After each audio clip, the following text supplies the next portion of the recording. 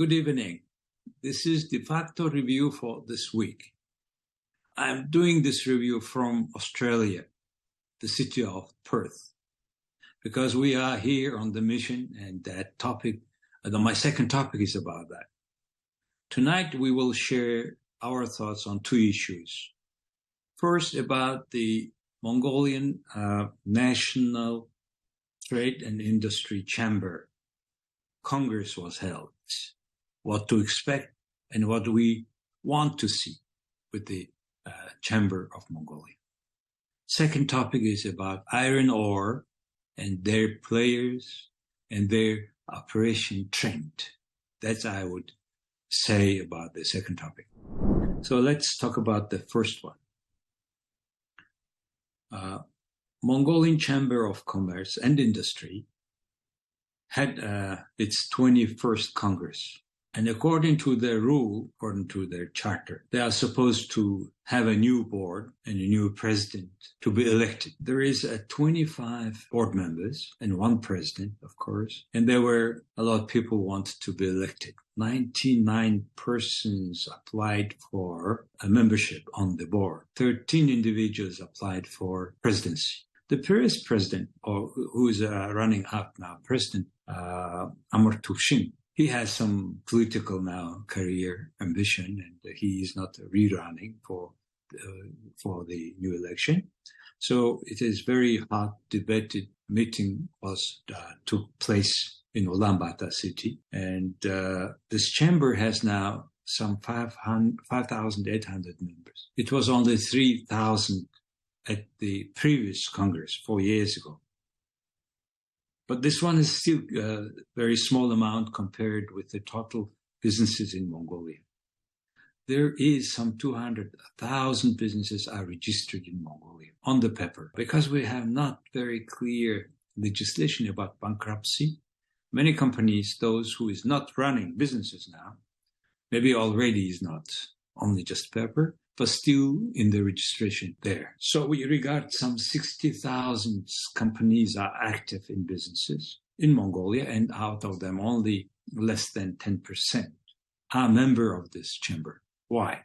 Looks like the chamber has to do a lot of work to attract more members, to get members and the companies understanding the benefit to be a member of this chamber. That's why there is a new draft of chamber, the law about the Chamber of Mongolia, which is at the government, and it is soon, according to the politicians, soon to be at the parliament discussions. If they will approve, then the chamber membership is to be comprehensive or obligatory for Mongolian companies, which is a right direction, because the state, in order to support the businesses, where the voices of businesses is chamber or supposed to be a chamber, then I think the process will be more smooth dialogue between private sector and the government. So finally, this Congress had elected. We have new president, Mr. Inktushin, who used to be vice president of Mongolian largest private group, MCS. He has been working there more than 25 years.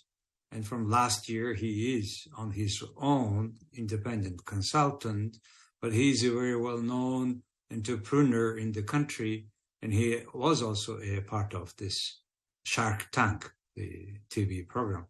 So people know him, and that's why probably the majority of those who were electing a new president had chosen him.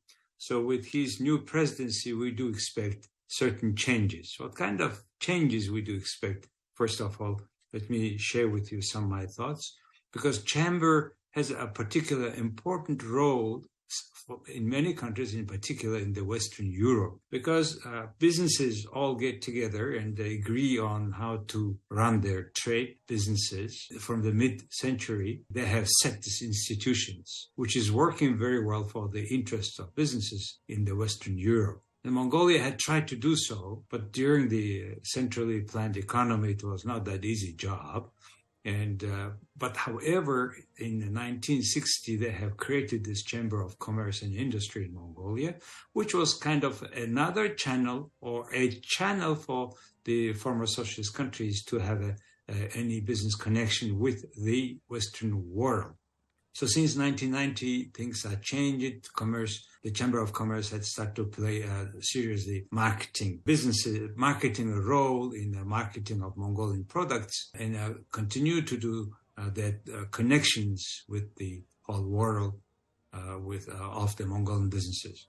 And we have made new law, 1995, about the Chamber of Trade and Industry in Mongolia. And for that, Chamber is the only NGO which has independent law that regulates their activities. So they have been doing their jobs, but however, now we do expect even more. First of all, we need to have all Mongolian Mongolian companies to be a member of the chamber, through which they can have, in a single way, there will be single channel of communication of businesses with the government, which is very much needed events now, and in particular at the time when Mongolian government had increasing their economic presence. We have more instead on the enterprises, which are not effective, which are running with the losses but never get bankrupt. So we want more to see the private sector running the economies in the country. In that sense, that's what we expect from the new chamber. A new chamber, if it is in that way, if every member to be a chamber, every company to be a member of this chamber, then we will have more companies will have more accesses to resources, discounts, which otherwise is provided, for example, by the government office called SME office under the Ministry of Light Industry and Agriculture, for example. And that whole functions can go to this chamber, for example. And the chamber makes access also to the relationship that enable companies to save money, to market their products, to streaming processes, which is important for competitiveness of Mongolian companies, because then they will share the information on the industry, on the businesses, which will make in its own turn the company is better prepared for competition. So we do expect that new chamber plays an important, crucial role by connecting businesses, by supporting entrepreneurships, and advocating for business interests and fostering workforce development. The last point is very important. For example, we take that in case of Germany. In Germany, before the students go to vocational training schools, they have sponsorship from private company in the same business, in the same branch. Then the private company who will have sponsorship for 2 or 3 students, and they go together kind of through all courses.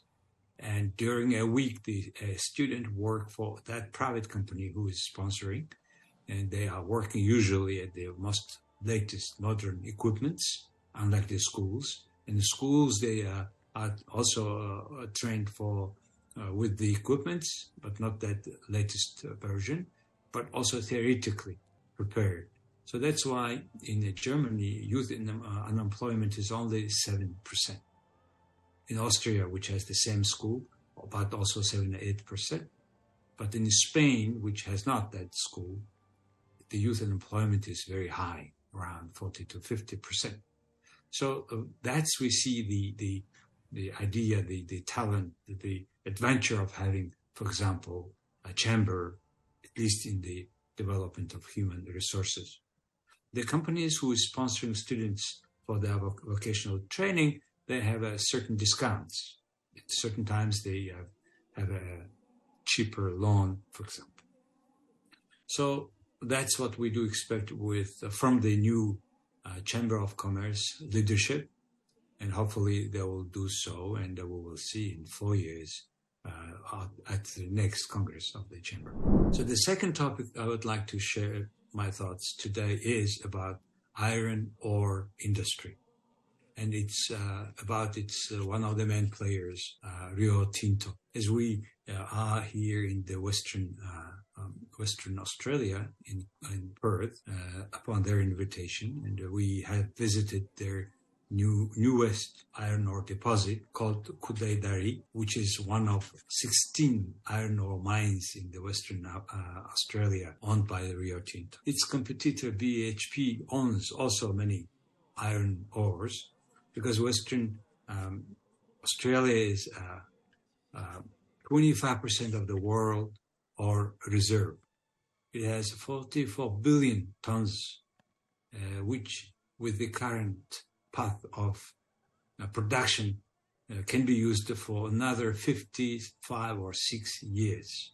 So it has a lot iron ores, and they supply half of the world's consumption. And out of their supply, 80% goes in 2021, for example, almost 1 billion tons, 918 million tons ore and iron where the demand global supply. Totally, the world needs around 2 million tons a year. It's a huge amount because iron is the basis of all what we construct, what we make, infrastructure, buildings, and you cannot imagine without iron and cement.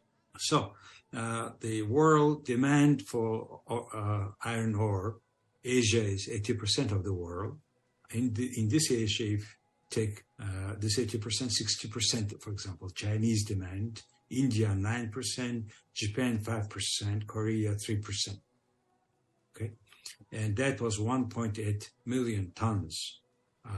Demand for iron ore, and out of which 350 million tons a year, it's almost 1 million tons a day by Rio Tinto supplied. Western Australia made $8 billion worth export of iron ore just alone last year. This newest ore deposit of Rio in Kudai-Dari, it is 43 million tons a year. That's almost 1/7 or so part of total production of Rio Tinto a year. And we have visited that ore mine, and it is a very surprising thing there was it is autonomous mine, meaning that this huge trucks, for example, 220 tons capacity trucks, there are 27 of them, and they are also of the same capacity water truck, watering the field, truck 3 of them. All of them work without any driver, and all of them are controlled, operated from the Perth operating center, which is 1,500 kilometers away, almost 2 hours flight from Perth. And surprisingly, not only this Kudai-Dari, but all 16 iron ore mines of the Rio Tinto is run from the operation center, which we have also visited. We have also visited the next day after Kudai-Dari, the port. There are 3 major ports in the northeast Australia, and the number 2, 3, Cape Lambert and Dampier. These are 2 ports where Rio Tinto blending all these ores from 16 mines brought by train. Our total length of all this train is some more than 1,000 kilometers long, and all also run, surprisingly, by no person. People working in this train, and all this cargo train, and in the facility where they load and unload, all works without human. And all run from this convention center, the operation center. Very surprising discovery for us, and it looks like this is the future of all mines, because now once there's no person, the whole machine, everything works day and night, 7 days, 24 hours, and I asked the operators why you would then water all this road. It is a maintenance issue, because in the dust, the lifetime of techniques, machines are less. That's why they do it for the sake of the cars, and the quite system is established already. So Kudai-Dari is the most modern robot or distance-operated mine, and it's one of the 16 mines that are owned by Rio Tinto. And they're brought to these two ports from which they ships, huge ships, which been loaded. We saw the line, and they 4 of them at the same time, 9 sections, and they load them within and it's 24 hours. One is filled completely.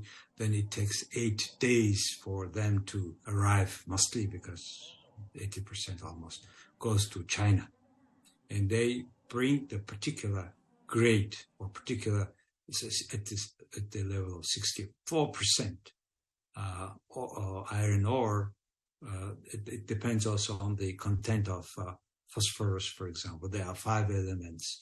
Depending on the customer needs, they blend it, they put it into their standard, it's controlled, they make sure that it's exactly with very small standard deviation, they meet the customer demands. So that's the whole operation. And now this mines operation center, which is in the Perth, the 1,500 kilometers away from the mines, is really worth of seeing.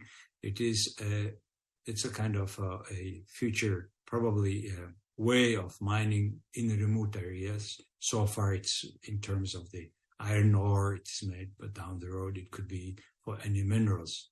In general, the mining business anyway has a less manpower, but now there will be even less. However, it is not the case in general if you take Western Australia, because Western Australia is really mining a region.